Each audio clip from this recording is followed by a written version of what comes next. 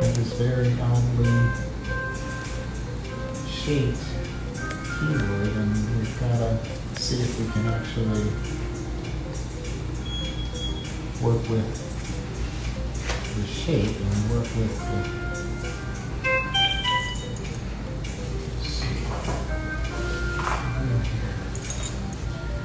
because we're going to need to try to preserve some of the skin from the keloid itself in order to get it closed, or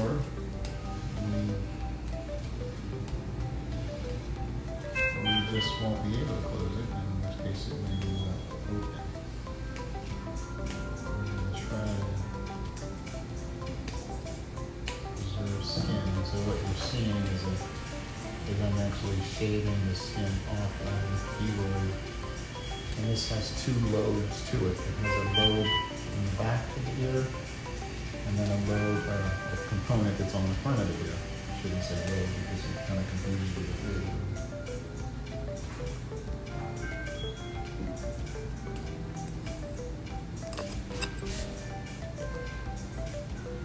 Sometimes we might do sedation or even general if they're large enough, but it's not necessarily a requirement by any stretch. We really take every case individually and personalities individually and kind of make a decision based on that. Some people are stoic and others not.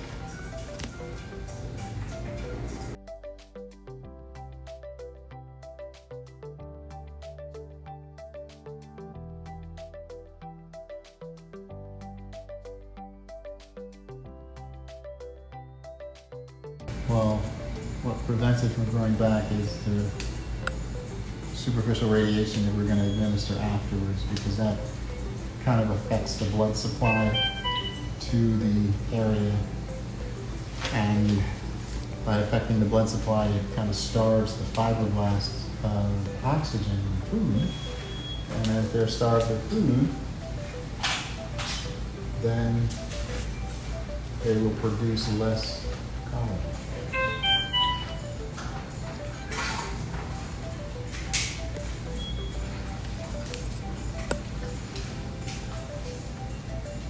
And that's how it prevents it from coming back, by kind of starving it.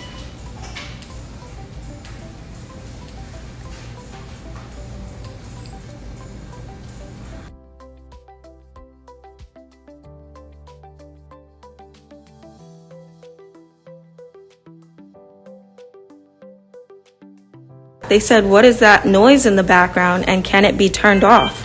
That one right there. It sure can. You can just hit the power button. I'm not sure why.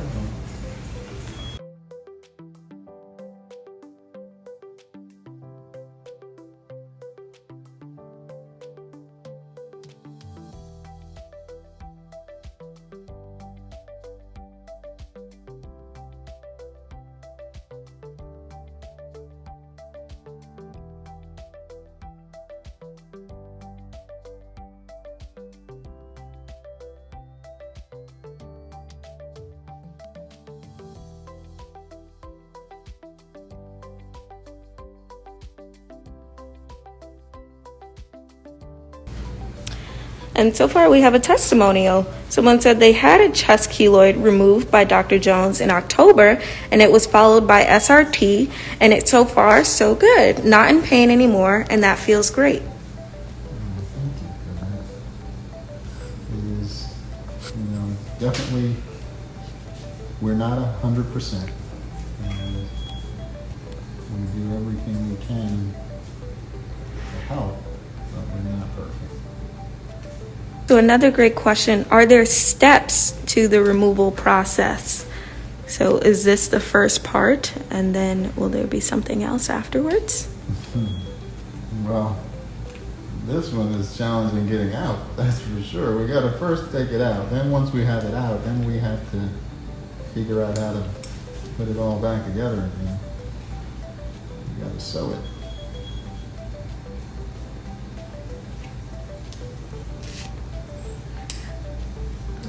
SRT. And then SRT.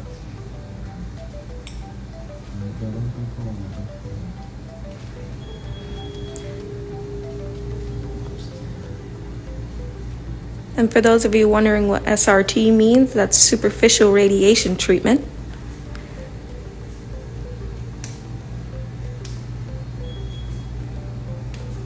So let's talk about kind of what you've done so far, what your strategy was.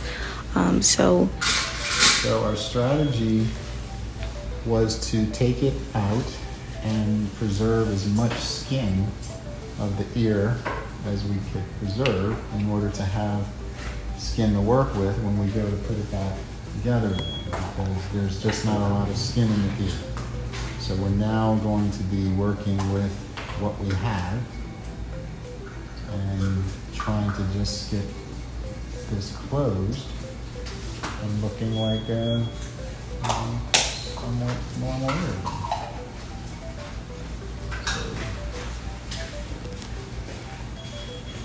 So let's look at the before photo one more time. So this is the patient beforehand, and again, we are removing the keloid from its ear. As you can see, they've grown so large that they're covering majority of the ear here, and this piece has been removed, and so has under here. So now what we're going to do is continue to now stitch and make sure everything is laying flat. So this is a good question. Somebody asked, what caused this patient's keloid? I remember talking to this patient, and he said initially there were several different factors. There had been a small cut, like most, and he said it grew twice the size. Within 20 years now, he's had these keloids. So this has been a growth that's been continuing on for many years.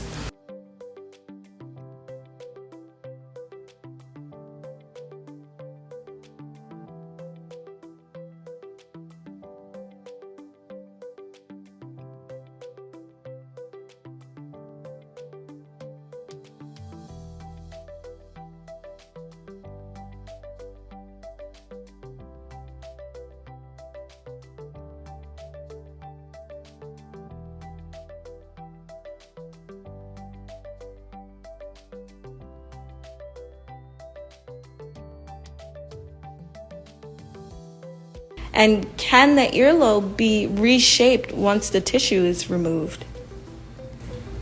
Usually we're doing a little bit of, yes, we're getting rid of the keloid and then also trying to reshape the earlobe. Now sometimes, depending on how much surgery you've had, there may not be enough anatomy to actually work with. And so we may not have a whole lot to work with. But we do what we can. Is there a max number of times you can have your keloids removed before it becomes unsafe? It depends on if you're doing radiation with them. We've had patients that didn't have radiation that may have had 7 to 20. One of our babies said he had his circular removed 20 times and it kept coming back.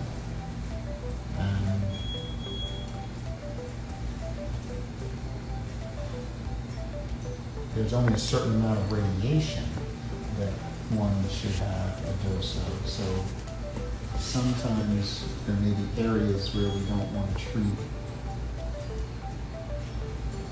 with radiation. And sometimes even with surgery, there's the blood supply to certain areas may be after more and more surgery it's not that great.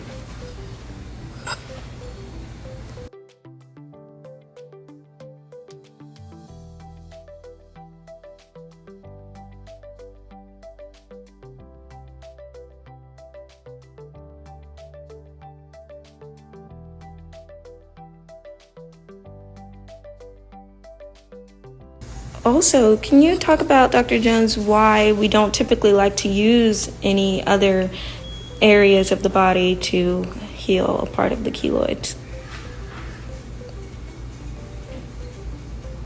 You mean like to do a skin graft? Yes. Well, because sometimes those skin grafts will cause keloid in the area that you harvested from. So you actually have to treat those areas as well. Hello. Did that happen to you? You have to get the skin from somewhere, and that causes additional trauma that could keep it. Where did they harvest your keloid, your skin grafts from? Left thigh. And did it end up keloiding?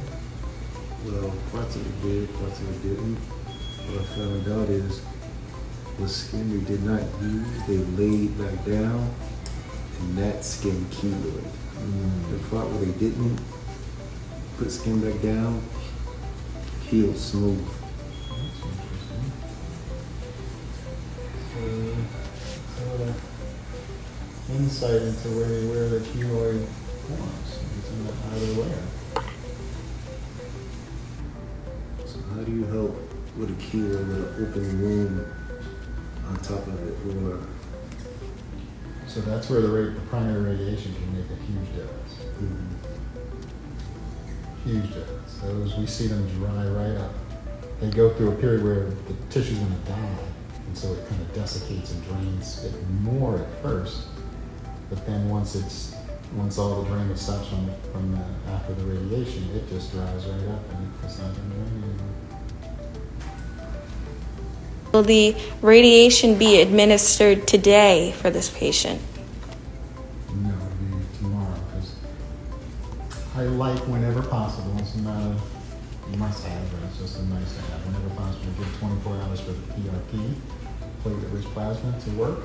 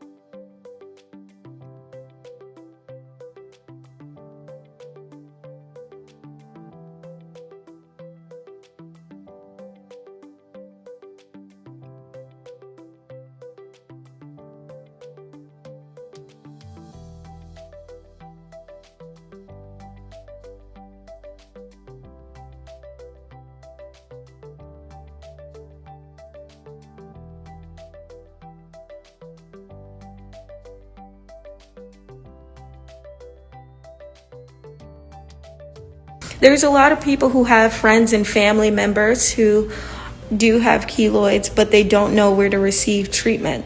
So if you do have a friend or a family member that you want to look after and care for, you can definitely send them our way, and we'd love to treat them.